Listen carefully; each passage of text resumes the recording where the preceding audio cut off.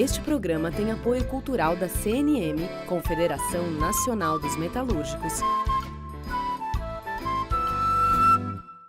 Começa agora mais um Entrevistas no Café do Sindicato dos Bancários no centro de São Paulo. E hoje nós vamos conversar com a cineasta Petra Costa. Petra Costa, mineira, nascida em 1983. É filha de militantes de esquerda nos anos 1970, ligados ao PCdoB, essencialmente a Pedro Pomar, fundador do Partido Comunista do Brasil. O nome Petra é uma homenagem a Pedro Pomar. É neta de um dos fundadores da construtora Andrade Gutierrez. Graduou-se em antropologia em Nova York e fez mestrado em comunidade e desenvolvimento em Londres. De volta ao Brasil aos 24 anos, passou a se dedicar ao cinema. Tem filmografia aclamada pelo público e pela crítica, premiada em vários festivais nacionais e internacionais. Em 2009, estreou como diretora e produtora do curta-metragem Olhos de Ressaca, um retrato sobre o amor e o envelhecer contado sob a perspectiva dos avós. Oh, eu quero viver, beber perfumes na flor silvestre que embalsama os ares. Em seguida, 2012, fez seu primeiro longa-metragem, Helena, documentário que transforma em poesia a história da irmã, 13 anos mais velha, que se suicidou em Nova York quando Petra tinha 7 anos. Helena, sonhei com você essa noite. O segundo longa-metragem em codireção com a dinamarquesa Lea Globe é Homem a Gaivota, de 2014. Em uma narrativa que transita entre ficção e realidade, o filme é uma travessia pelo labirinto da mente de uma mulher. J'ai beaucoup changé. Si tu le veux, tu peux être une femme exceptionnelle. Sua mais recente obra, lançada em 19 de junho pela Netflix em 190 países, é Democracia em Vertigem. O documentário entrelaça a história pessoal, a conjuntura política e social, para mergulhar com cenas impressionantemente próximas aos fatos em um dos momentos mais turbulentos da história do Brasil. Eu temo que a nossa democracia tenha sido apenas um sonho efêmero.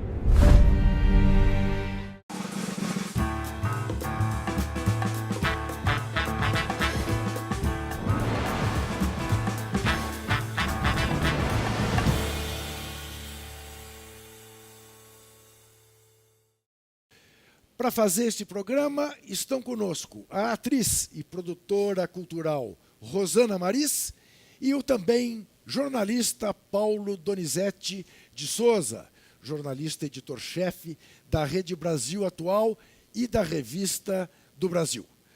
Eu agradeço muito a presença dos dois e agradeço ainda mais a presença da Petra, cuja agenda eu sei que é carregadíssima neste momento. Ô Petra, sem querer fazer trocadilho, mas fazendo, eu sei que pedra não tem a sensibilidade que você revela nos filmes que você faz. Mas sei também que pedra precisa ter muita resistência para levar pancada, como você também está levando pelo documentário Democracia em Vertigem. Como é que você lida com esta coisa? Com a sua sensibilidade e se expor da maneira pessoal como você se expõe a ser criticada da forma como você também está sendo criticada. Para ser sincera, Juca, eu achava que a crítica ia ser muito maior. Eu tenho, assim, os elogios e as pessoas que têm se comovido com o filme é o que tem me surpreendido. Assim. Você entra no Twitter, dá para ver, tem quase um comentário sobre o filme por minuto, que é surpreendente. E a maioria tem sido muito positivo. Então, para mim, está leve, estou bastante agradecida assim, com esse processo de lançamento. Mas digamos que a direita brasileira escolheu o documentário para malhar feito Judas, né? Sim, normal, nesse clima polarizado que o país vive. Mas tem pessoas de direita que têm visto o filme e também se comovido e se sentido representados pelo filme de alguma forma, pelo menos na narrativa mais pessoal que o filme tem, que tem sido positivo. E eu espero que ele possa abrir para um diálogo mais construtivo, porque o que eu tenho visto das críticas tem sido mais superficiais e bastante rasas mesmo, né? Focando em aspectos e discussões que eu não acho que são tão propositivas nas críticas da direita. Bom, Rosana, faz favor, sua pergunta. Eu fiquei pensando, você falou de tsunami de informações, né? Logo no começo. O filme da Petra foi um tsunami de muita emoção para quem viveu esses últimos anos, né? Ou atuando como militante, ou mesmo vivendo um pouco mais ligado a qualquer questão política, cultural, social, enfim. E daí eu fiquei pensando assim, eu encontrava muito a Petra em movimentos, na rua e tudo mais, filmando muita coisa. Eu fiquei pensando quanto tempo você tem de material gravado, porque eu acho que você filmou o quê? Uns 4, 5 anos, pelo menos, né? 3 anos. 3 anos. Então, quanto que você tem de material gravado e se ficou alguma coisa assim que você queria muito ter posto no filme, mas que aí, enfim, pela edição, pela narrativa que você deu, você teve que abrir mão, mas de repente pode contar pra gente, sei lá. Tem mais de 5.000 horas e até eu queria pontuar que se não fosse o Caio Bassetti, nosso produtor de finalização, a gente teria se perdido nesse mar de imagens. Assim, ele teve que criar todo um gerenciamento ali de conteúdo, porque não só o material que a gente filmou, mas a gente fez uma pesquisa de arquivo imensa, desde a fundação de Brasília até hoje, né? Tem muitas coisas que eu queria ter posto que foram difíceis. Assim, a gente tinha a morte da Marielle, a gente tinha o momento que o Temer quase renuncia, e não renuncia, que foi um momento de muita adrenalina ali em Brasília, entrevistas com o Lula, que eram maiores e mais profundas, com a Dilma também. Mas o filme é escolhas e ele acaba, a partir de um certo momento, ditando o que cabe e o que não cabe. E o que vem antes, depois, às vezes faz com que o que está no meio não possa existir, né? E, no final, eu acho que um filme de 2 horas já é bastante longo e para mim, era importante que as pessoas entrassem num fluxo emocional e contínuo, sabe? Do que fazer em diversas partes o filme. Incrível. Paulo. Pegando o gancho aí no fluxo emocional, eu acho que tanto o Helena como o Democracia em Vertigem, que são filmes que tiveram inspiração parecida para você, segundo você mesma, né, numa projeção de lançamento que teve aqui em São Paulo, essa narrativa na primeira pessoa, essa forma de você expor uma história como se fosse uma história da sua vida, no caso da Helena de fato, mas no caso do Democracia em Vertigem, uma história de muita gente, de uma multidão de pessoas, é uma coisa deliberada, assim, é uma técnica para fazer com que amplie o alcance da sua mensagem, cause mais empatia por humanizar uma história a partir de uma narrativa familiar, íntima, pessoal?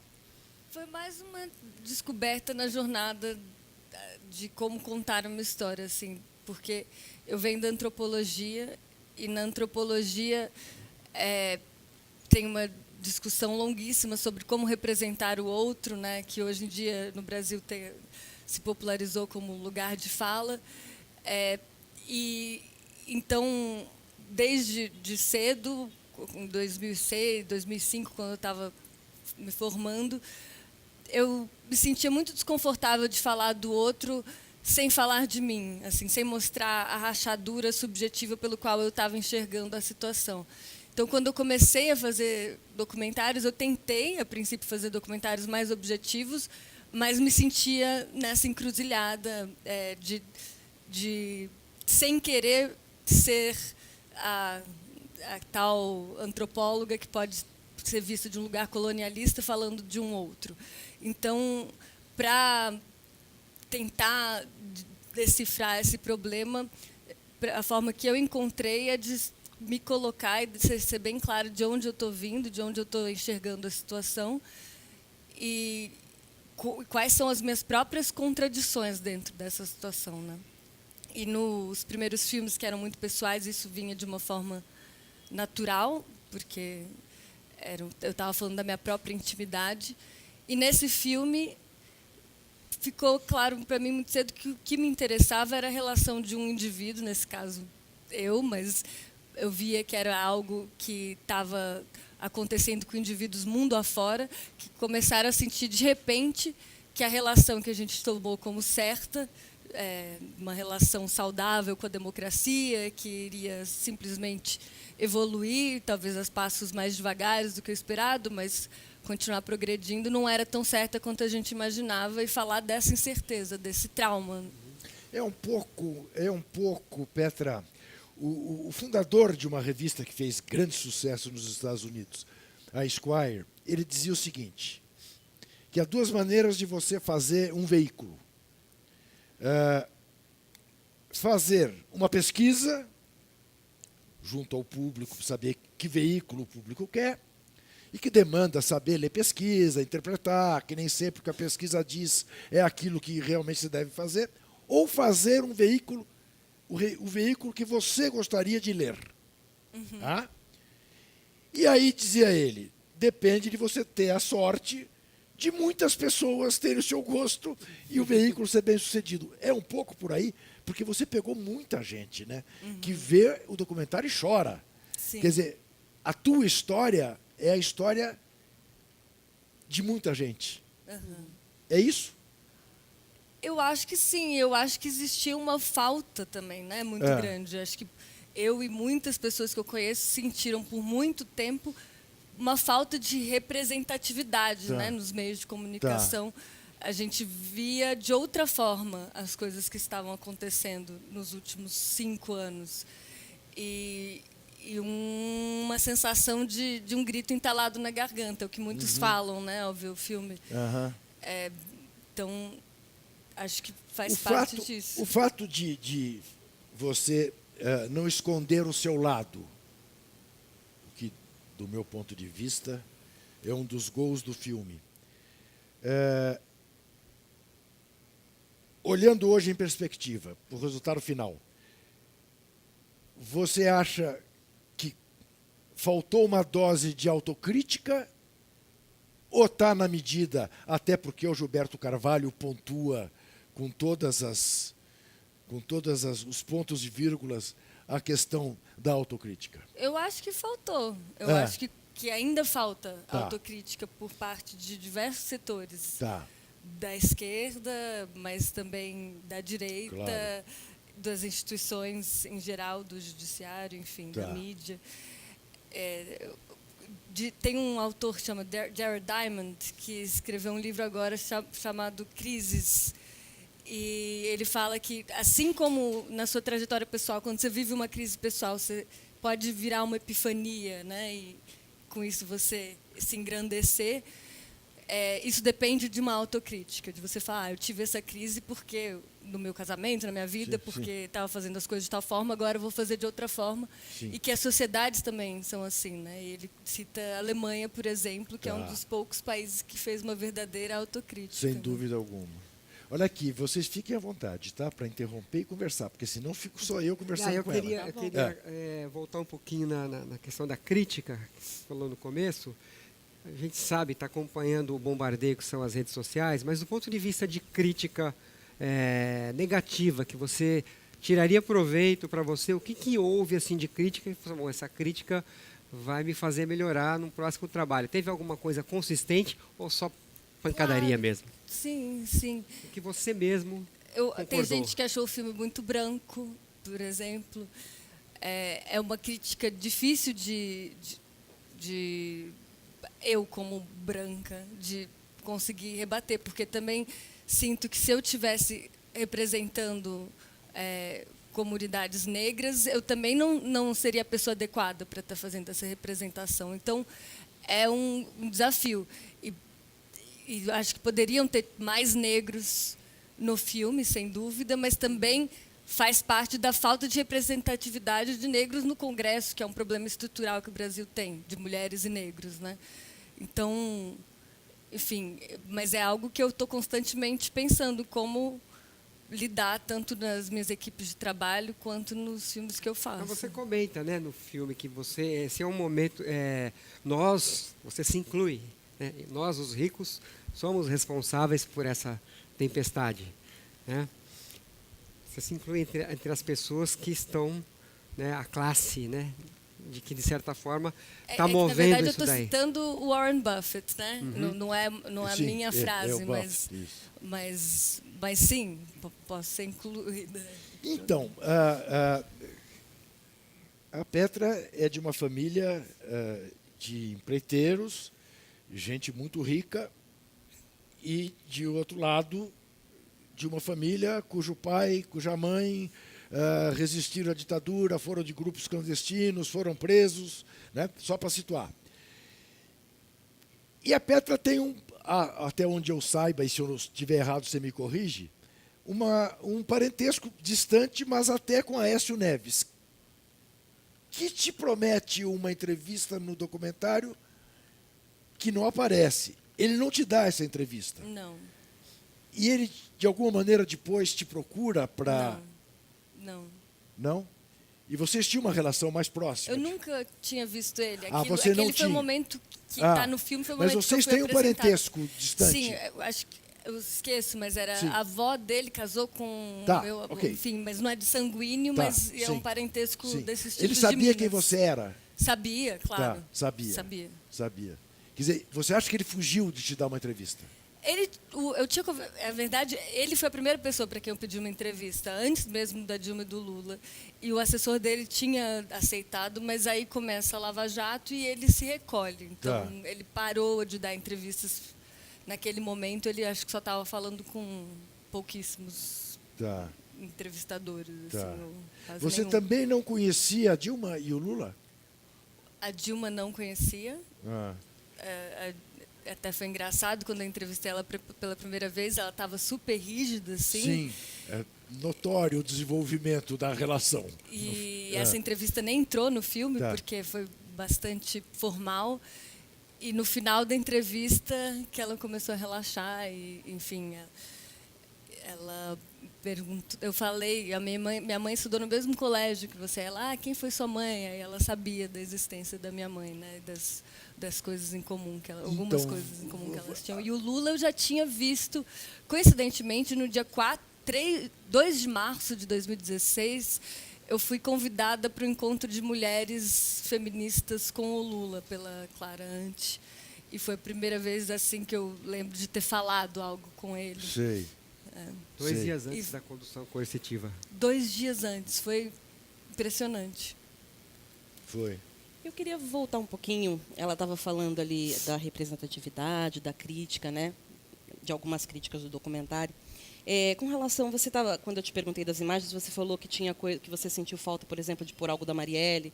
Quando aconteceu, enfim, tudo que aconteceu, você chegou a ter essa vontade de traçar, nem que fosse uma pequena narrativa dentro do filme, e daí você não seguiu porque você não se sentiu, enfim, autorizada a falar sobre o assunto?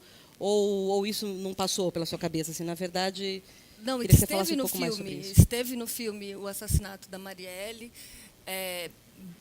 ali logo antes da prisão do Lula, e aí dentro da narrativa, principalmente depois da eleição do Bolsonaro, aquilo ficou um pouco deslocado dentro do contexto narrativo, assim, mas para mim foi muito dolorido tirar.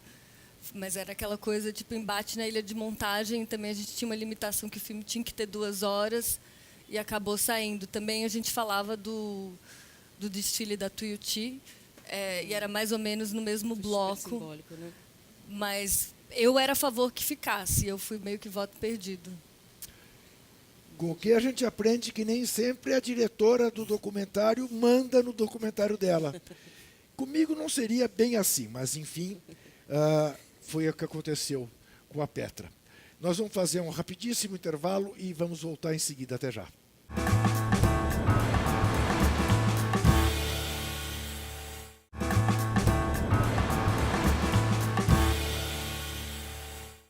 Voltamos ao Café do Sindicato dos Bancários no centro de São Paulo com o programa Entrevistas, conversando hoje com a cineasta Petra Costa, diretora e produtora do documentário Democracia em Vertigem, que se você não viu, eu lhe digo, veja, vá ao Netflix e veja, porque é absolutamente imperdível. Petra, no teu filme você tem imagens da construção de Brasília feitas pela sua avó. Você tem muitas imagens de filmes de família feitas pela sua mãe. E você tem as imagens que você fez. Se impõe perguntar, é um DNA das mulheres da família esta relação com a Câmara? Com certeza, acho que a minha avó transmitiu isso para várias pessoas da família, principalmente para minha mãe, para minha irmã e para mim. Ela era fascinada pela Câmara e de uma forma muito, enfim, à frente do seu tempo, né, para uma mulher nos anos 40, 50, ter uma relação com a Câmara como ela tinha. E eu herdei dela uma câmera Super 8, uma câmera 16mm, que me acompanham em cada filme. A sua avó já não está viva? Não, faleceu. Vocês tinham embates políticos, ideológicos ou não? Não muito, porque eu fiz um filme sobre os meus avós, chama Olhos de Ressaca. Esse eu não vi. Que é um curta, tá na internet, e eu entro mais por um olhar afetivo, assim, na relação com eles. Mas a minha avó, enfim, eu acho que ela sofreu porque ela era de uma família mais humilde, casou com meu avô, que era de uma família mais rica, e acabou se tornando um pouco mais realista que o rei. Sei. Na relação com os empregados. E era algo que enfim, incomodava minha mãe, incomodava a mim, mas que a gente não discutia muito. Tá. E o filme, sendo meu primeiro filme, e eles já mais velhos, eu quis concentrar na relação de amor que eles tinham. Eles ficaram 70 anos juntos, os meus avós. Tá. E pude, através dele, conhecer muito mais sobre eles, e foi através desse filme que eu descobri esse tesouro, assim, de materiais. Olhos da Ressaca, né? Olhos de Ressaca. Olhos de Ressaca, Olhar. curta, né? Esse eu não conheço. Então, é isso que eu ia comentar. Você com 25, 26 por aí, fez esse filme, é um curta premiado em alguns festivais. Sim. Né? Depois, esse que você citou aí agora, que eu não vi, depois da Helena, né? O Homo e a Gaivota? O Homo e a Gaivota. Né? A Helena, premiada, Homo e a Gaivota. Agora vem o Democracia em Vertigem, enfim. Você não sabe não ser premiada, né? Você tem um olhar que aprendeu.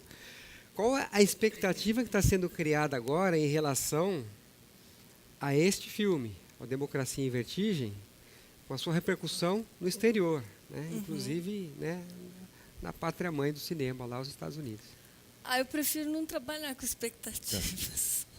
Enfim, tem aí especulações. O filme tem sido muito bem recebido. Os fatos são esses. Assim, o filme estreou em Sundance, na noite de abertura, foi maravilhoso. E depois disso passou em inúmeros festivais, Copenhague, Austrália, Genebra, e tem ecoado e tido uma resposta incrível das pessoas, assim, triste, trágico, né? Como pessoas de diversos lugares do mundo veem o filme e se identificam, seja pelo Brexit, seja pela situação nos Estados Unidos, seja pela ascensão de regimes mais autoritários. É uma história que fala para o mundo inteiro.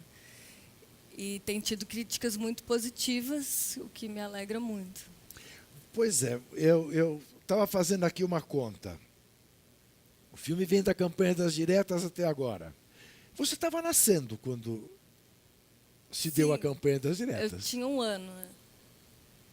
E aí, quer dizer, Petra, quer dizer, é um olhar sobre a história recente do Brasil, como já dito, um olhar pessoalíssimo, mas é tão pessoal, tão rico, que passa a ser... É o olhar de muita gente, né? Mas o que te leva, em última análise, a fazer esse documentário é o desencanto com o retrocesso? É a denúncia do retrocesso? Qual é o sentimento maior que te leva a... Porque é claro isso, quer dizer, por incrível que pareça, na campanha das diretas, nós tínhamos um Brasil melhor do que o Brasil que nós temos hoje. Embora não tivéssemos alcançado nada, mas tinha uma perspectiva. Você está pessimista em relação à perspectiva que nós temos hoje? É difícil, né, de entender para onde o país vai. Eu acho que, como você estava falando, tem ainda um nível de anestesia muito grande e perturbador, né, porque eu acho que só um movimento cívico, social, como teve na época das diretas, pode mudar a rota para onde a gente está indo. Eu tive um momento aí de entusiasmo com as manifestações da juventude, porque eu acho que a grande esperança está nessa politização da juventude, em ocupar o Congresso com mais representatividade, mas depende da gente. Enfim, o Brasil acho que tem uma tendência de muita anestesia, né, historicamente. E se isso não mudar, dificilmente vai melhorar. Aí é que está. Qual é a reação que você percebe, se é que você já tem como perceber, da juventude em relação ao documentário? Porque, tudo bem, a nossa, que vivemos aquilo e tal, bom, eu não vou negar a você que me comoveu as lágrimas. Mas, tá bom. Mas, para mim, ali não tem novidade. Tem um olhar que eu acho magnífico, né? E depois até quero explorar, inclusive, um olhar com cenas absolutamente inéditas, no meio do furacão.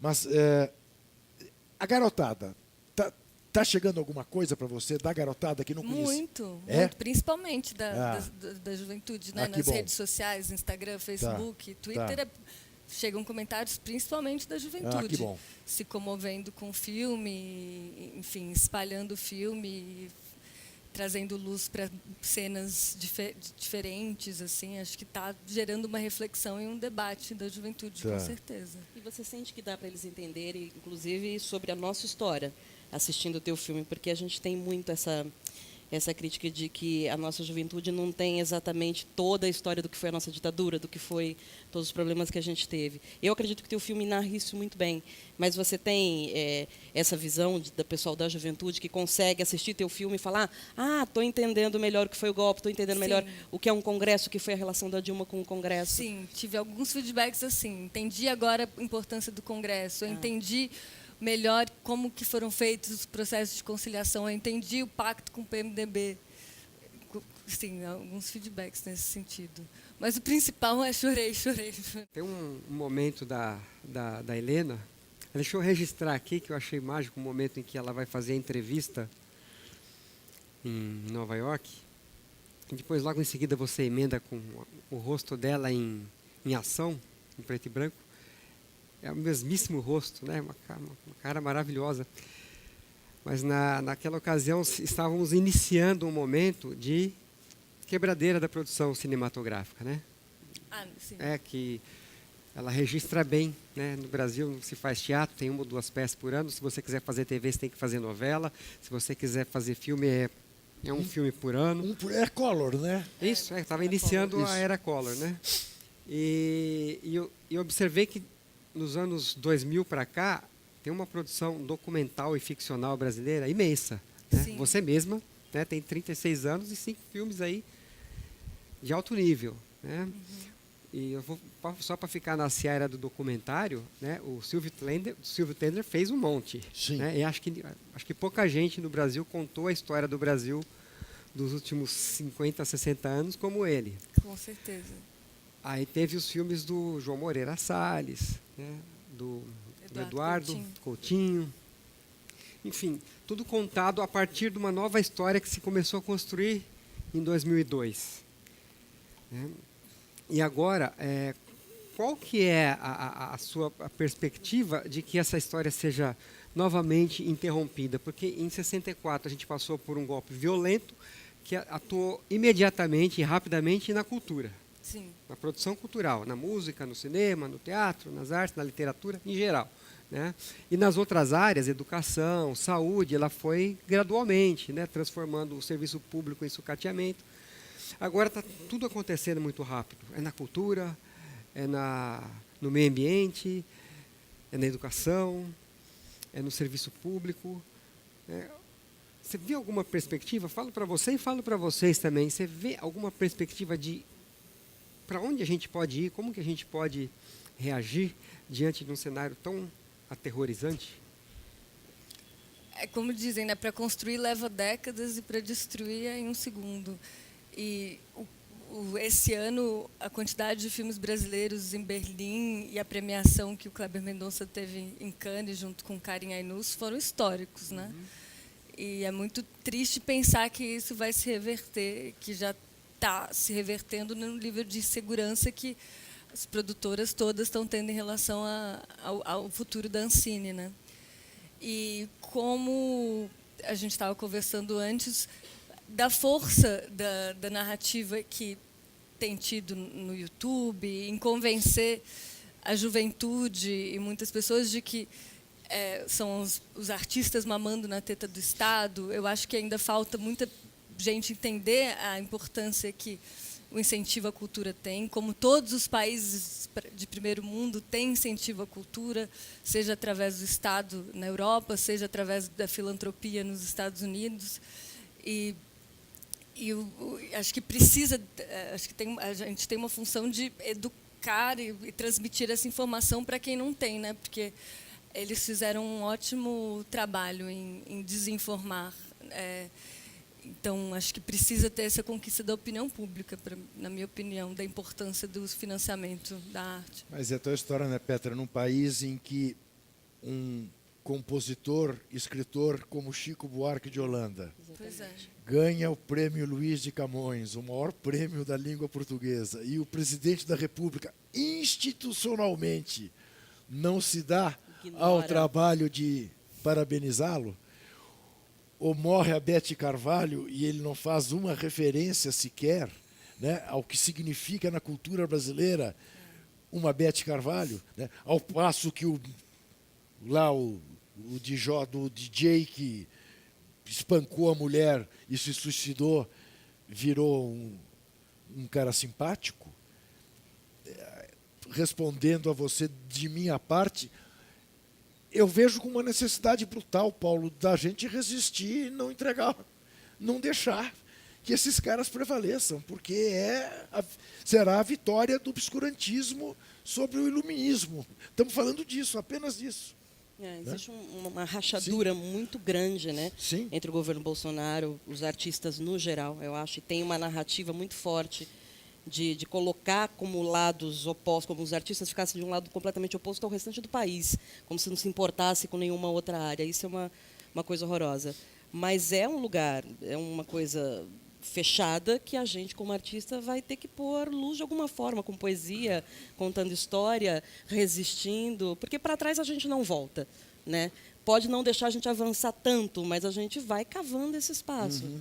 Né? Acho que a cultura sempre foi uma resistência muito forte. E agora vai ter que ser muito mais para seguir, né? Porque a gente não parar, a gente não vai. Né? É isso.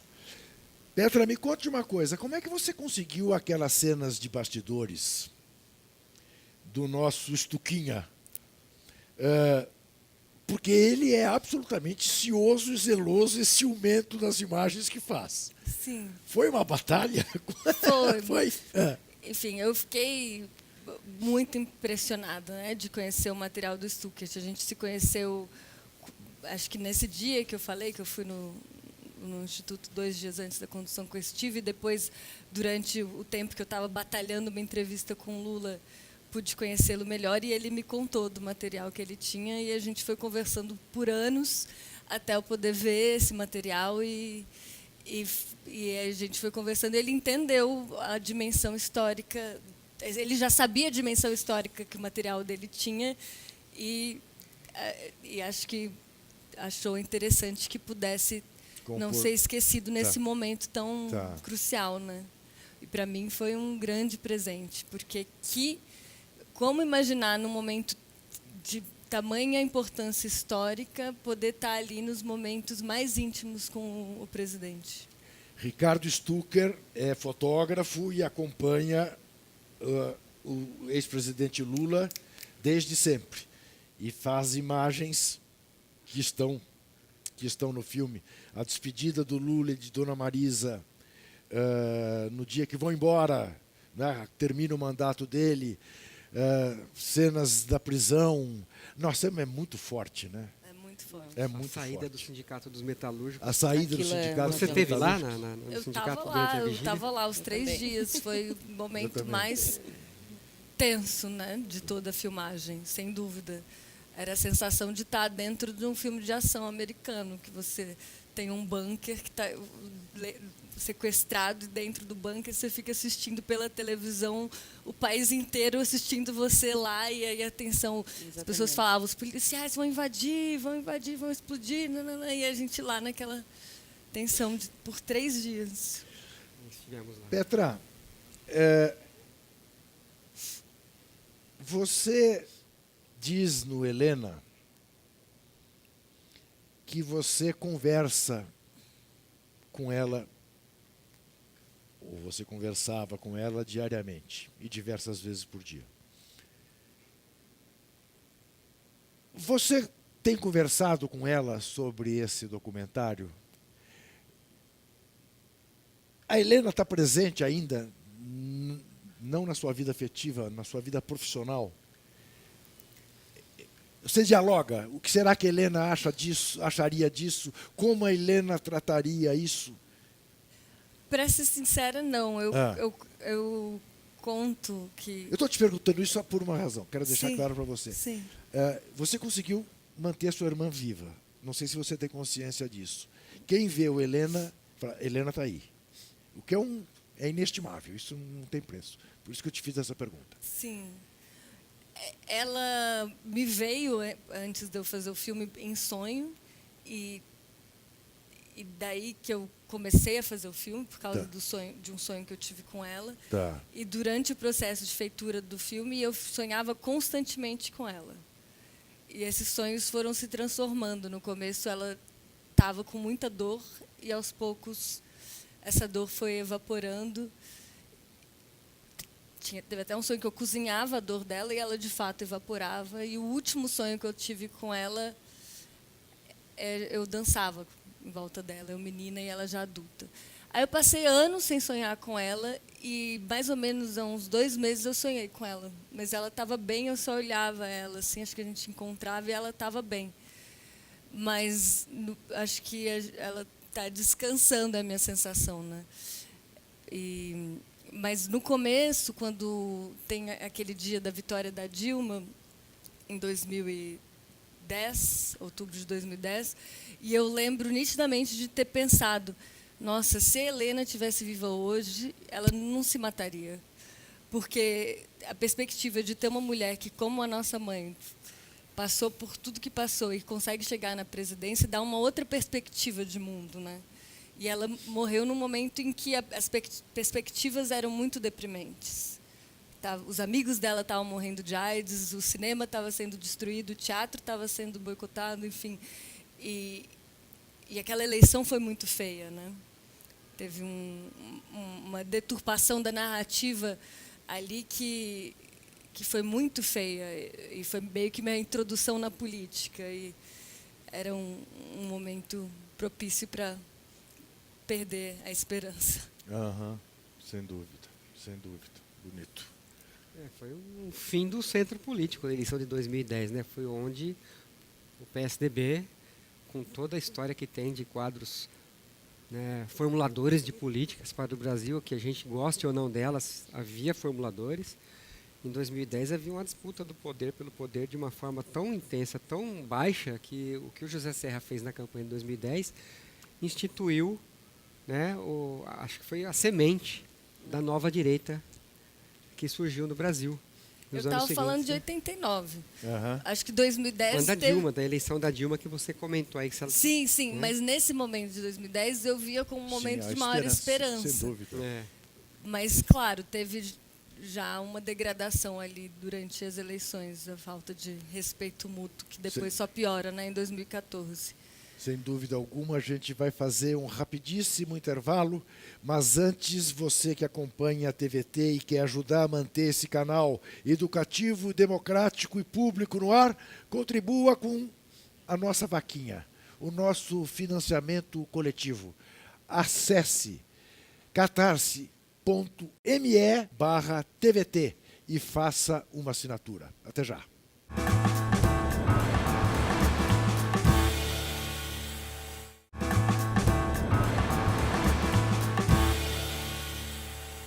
Estamos de volta ao Café do Sindicato dos Bancários do Centro de São Paulo, conversando com a cineasta Petra Costa.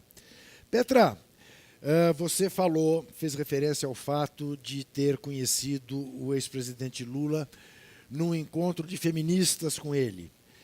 Você é uma militante da causa. A gente vê o cinema brasileiro, felizmente, cada vez mais ocupado pelas mulheres. A gente vê no Oscar, não é? Na cerimônia do Oscar, mulheres assumindo um papel combativo em relação à questão da mulher no mundo. A gente vê na Copa do Mundo de futebol feminino uma menina como essa Rapinoe, Megan Rapinoe, fantástica, contestando o Reagan, o Trump, exigindo pagamento igual para as mulheres. Nesse particular, temos um florescer aí que esse dá esperanças. É uma primavera que dá esperança, sem dúvida. Eu cresci, enfim, desde que eu conheci o termo, eu sempre me identifiquei como feminista. E eu lembro, na minha adolescência, as minhas amigas, a maioria eram antifeministas. E o movimento, eu sentia que no Brasil tinha um movimento antifeminista maior do que feminista. E foi muito bom ver isso se reverter desde 2014 para cá. E é uma das poucas causas que tem ganhado o mundo assim, de uma forma muito positiva. A morte da Marielle, ela representa, evidentemente, um golpe gravíssimo também para o feminismo no Brasil, ao mesmo tempo que com ela aconteceu, me parece, aquela velha frase dos revolucionários: a cada arma que cair, 10 mãos a erguerão e continuarão a luta. Como é que você vê, até porque você fez referência a Marielle em relação ao documentário? Sim, para mim foi difícil tirar, que debati muito tempo se deveria ficar ou não, mas sentia que ela merecia um filme inteiro para contar essa história propriamente. Só uma menção pareceria incompleto. E eu sei que esse filme está sendo feito. E espero que se realize. E a minha sensação é Você está fazendo isso? Não. Não. Tem outras pessoas fazendo esse filme. Tá. Mas a minha sensação é que ela chama atenção para um genocídio diário, né, que acontece no Brasil, da população negra. E também uma perseguição a vereadores políticos, principalmente no estado do Rio de Janeiro. Permanece, né, contínua, mesmo depois da Marielle. Sim, não, a assessora dela, que foi eleita, né, foram eleitas 4, né, em função de trabalhar junto com a Marielle, todas ameaçadas. Exatamente. É o jaguncismo do século XXI, né? É o coronelismo mais retrógrado que se via São na as metade do milícias, século né, Paulo? passado. Claramente. Agora, em forma de... Né? E um feminicídio, e também revela a naturalização do feminicídio no Brasil. Enfim, são diversas doenças que o país... Então, agora, Petra, tantas coisas vão vindo à minha cabeça em relação ao documentário. E outro dia eu ouvi alguém fazer um baita elogio a uma cena que você consegue captar o incômodo do Temer e aquelas mãozinhas do Temer que ele não sabe bem onde colocar. Esse é um saque magnífico. É um saque que alguém como você tem, vendo... É na primeira imagem que você vê, ou é de tanto ver a imagem que você fala, meu Deus, olha o que ele está fazendo. Como é que é? Esse Como saque é que é foi um saque coletivo. Coletivo? Eu estava com a Carol Pires, que é corroteirista do filme, que, enfim, foi colunista da Piauí há muito tempo. Sim, sei quem é. E aí eu estava mostrando para ela os filmes do Chris Marker, que eu gosto muito e recomendo para quem não viu. E o Chris Marker, nos filmes dele, ele, principalmente um que chama Alexandre, esqueci a continuação, ele faz a leitura do gestual. No caso, era de um czar russo, que passa assim e faz um gestual com chapéu. E ele fala, mal sabia ele que, pouco tempo depois, ninguém mais poderia fazer esse gestual aristocrático com chapéu. Aí eu falava, eu queria tanto fazer uma leitura corporal assim no filme, que revele tanta coisa. E aí a gente, não sei como, a gente foi parar em ver no YouTube a posse presidencial da Dilma. E aí é uma cena de 1 hora, né? E aí acho que a Carol teve a ideia. E a gente ficou vendo e aí começando a escrever aquilo. E a frase sobre as mãos vem de uma inspiração num ensaio da Consuelo Jagues para Piauí, em que ela fala sobre o Temer e o PMDB e repara como ele está sempre engatando os dedos. Então tem uma colagem aí de inspirações para essa cena. Aquelas mãos dele, né? Porque elas flutuam. Né?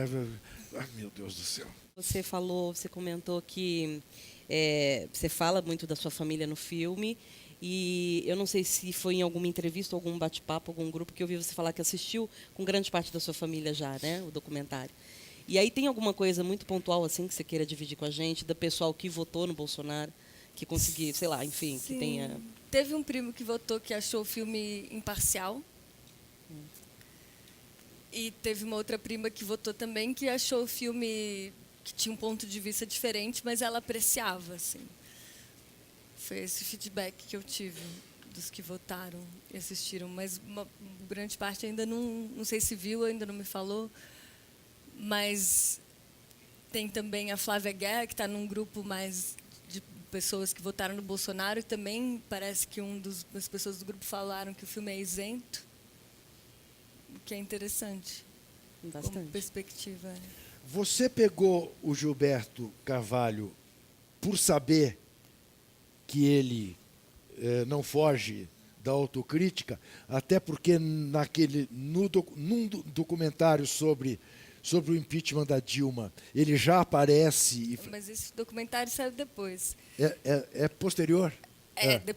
Da minha da edição, sua filmagem, assim. Sim. Não, eu entrevistei o Jacques Wagner, o Cardoso milhares de vezes, diversas figuras do PT, também do PSDB, do PMDB, e ficaram ali as falas que a gente achou mais contundentes. E, assim, claro que dentro da narrativa, né, tem muitas falas importantes que também não puderam entrar, mas eu acho que ele, com certeza, de todas as pessoas que eu entrevistei, foi a que mais elaborou a autocrítica. Uma autocrítica que, eu volto a dizer, acho necessária, não do ponto de vista de Inquisição, queima as bruxas, confesse seus crimes, mas de realmente pensar em como fazer diferente de agora em diante, para não cometer e cair nas mesmas armadilhas, né? Como é que você está se sentindo tratada pela chamada grande mídia?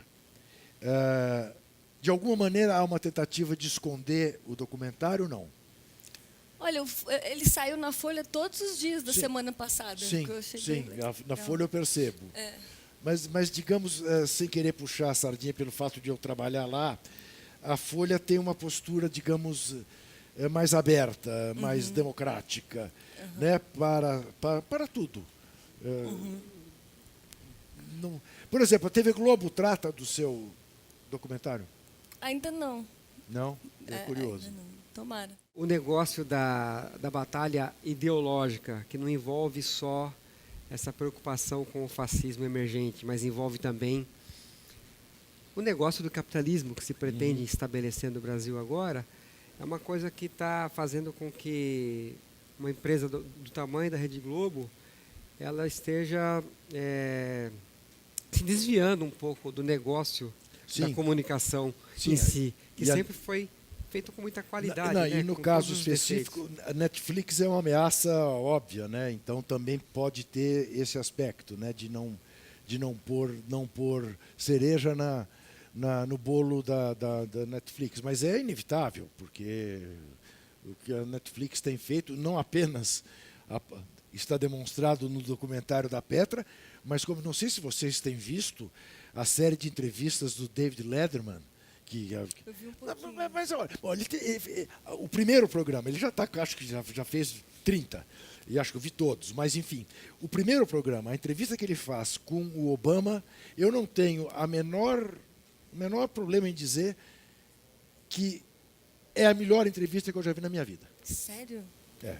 É uma entrevista absolutamente exemplar, porque os dois estão na ponta dos cascos. É um negócio... de uma simpatia a toda prova e de revelações que são assim é imperdível. Veja, porque realmente é imperdível. É imperdível.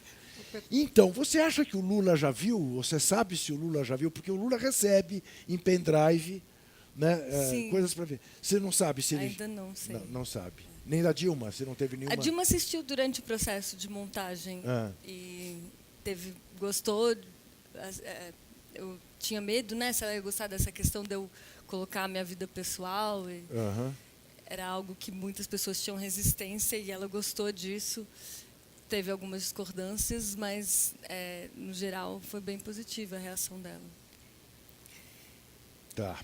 Você citou Petra. o Christian, o cineasta. Chris Marker. Chris Marker. É isso que eu queria que você falasse. Quem mais você toma como referência, assim, Sim. que te inspira? Sim, o Chris Marker, ele meio que inaugura o cinema de ensaio. E eu recomendo muito um filme dele, chama O Fundo do Ar é Vermelho, que ele fala sobre 68. É um ensaio sobre 68 ao redor do mundo. Ele fala, inclusive, do Brasil. E ele termina falando assim, os lobos continuam sendo assassinados, ele diz, fazendo referência à esquerda, mas eles ainda existem. E é um filme muito poético e revela bastante sobre esse espírito de 68, como ele a tristeza do fim desse espírito, ao mesmo tempo como ele ainda resiste, né, ao redor do mundo. Petra, podemos esperar um documentário sobre o Vaza Jato ou você não está pensando nisso?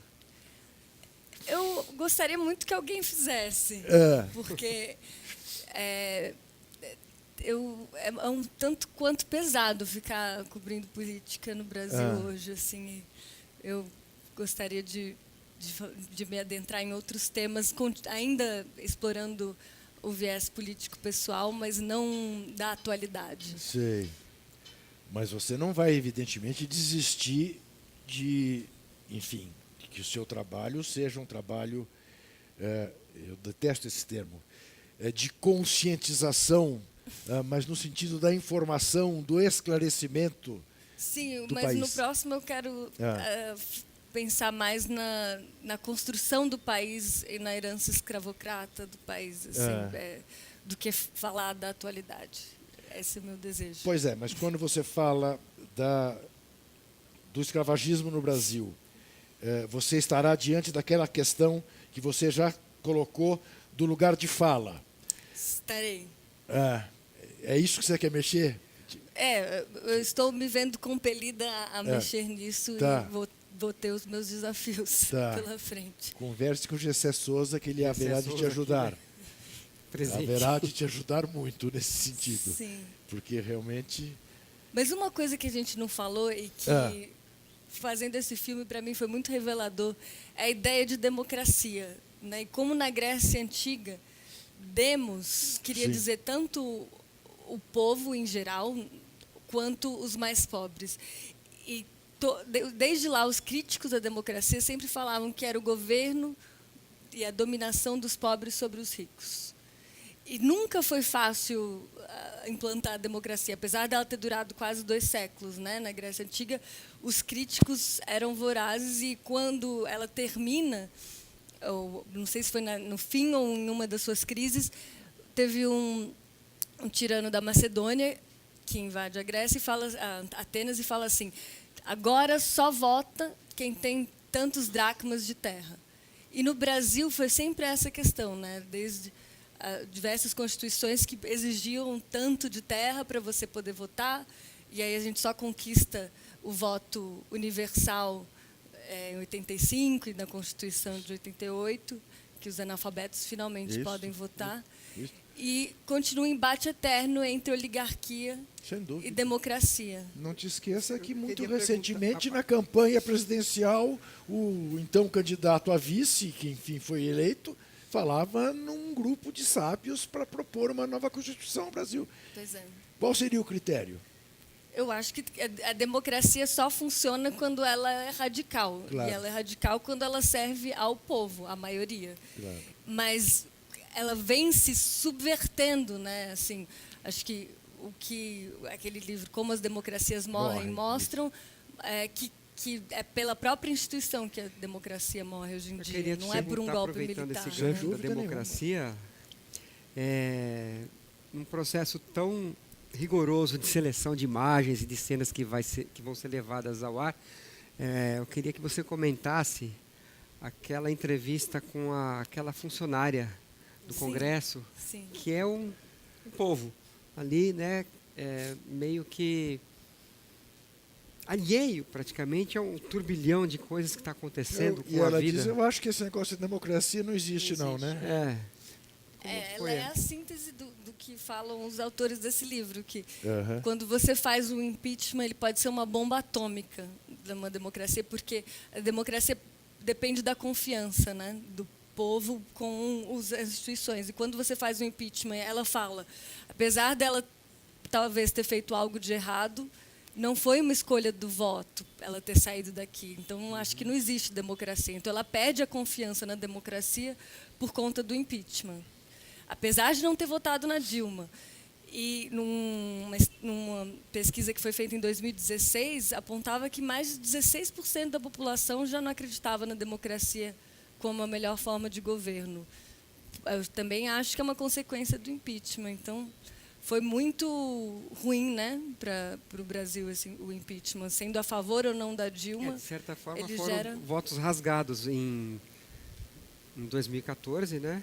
E foram votos rasgados o ano passado, quando não se permitiu a participação na eleição do virtual vencedor. Petra, sempre que alguém me entrevista e, no fim, me pergunta, faltou perguntar alguma coisa, eu, por uma questão de educação, digo, não, perfeito. Eu não espero que você seja educada comigo. Tem mais alguma coisa que você quisesse falar que a gente não tocou com você, assim, que seja urgente? Acho que não. Você é educada mesmo, né, Petra? Estou vendo. Não há de ser nada. Rosana, Paulo, muitíssimo obrigado pela presença de vocês. Muito obrigada. Parabéns pelo seu filme. Parabéns de coração. Tem uma coisa que fale. Não, que a TVT foi essencial para esse filme. As imagens do Lula sendo carregado, que é uma das minhas imagens favoritas, e que foi depois escaneada e está ali em alta resolução, foi graças à TVT, assim como outras imagens únicas que estão no filme. Petra, a modéstia nos impede de dizer, mas conosco ninguém podosco. Essa TVT é um fenômeno. Quero agradecer a você. Quero lembrar que o Entrevistas volta toda quinta-feira às 10 da noite aqui na TVT. Em São Paulo é fácil acessar o canal 44.1. No YouTube, ao vivo, a qualquer hora, em qualquer lugar do planeta. E para nos apoiar, acesse o endereço catarse.me/TVT. Até a semana que vem e não se esqueça, desesperar jamais.